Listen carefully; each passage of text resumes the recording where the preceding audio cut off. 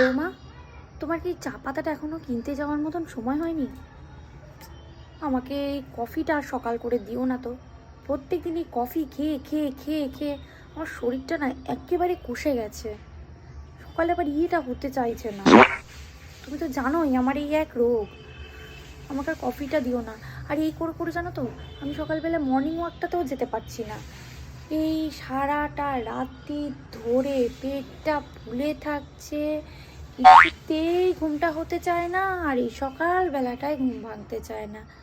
দিও না গো আমাকে কফি টফি। আর বৌমা, তোমাদের ওই মাটন ফাটানগুলো আমাকে দিও না গো। মাটন ফাটানগুলো খেলে আবার সেই শরীরটা কষে যাবে, ইয়েটা হতে চাইবে না। তুমি হচ্ছে ওই পাতলা মাছের ঝোলটাই আমাকে দাও, আমাকে মাটনটা দিও না। আর বলো না দিদি, কতবার ভাই ফোন করছে, ভাইয়ের বউটা ফোন করছে এই পৌষ মেলায় যাওয়ার জন্যে গো। হ্যাঁ, ওরা তো এখন ওই তো শান্তিনিকেতন থাকে। হ্যাঁ, কতবার ফোন করছে, কি করে যাব এই শীতকালে? আবার আমার থেকে থেকে ইয়েটা হয় না, কারোর বাড়ি গিয়ে না হলে ভালো লাগে, শরীরটা আইঢাই করবে, পেটটা ফুলে থাকবে, এটা ওটা খেলেই সমস্যা।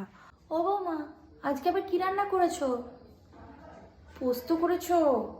পোস্ত খেলে তো আরো এঁটে যায়, শরীরটা এমনিই কষে গেছে, কতদিন ধরে ইয়েটা হয় না। আজ আবার দেখি রাতে ইসাম্বুলটা খেয়ে শরীর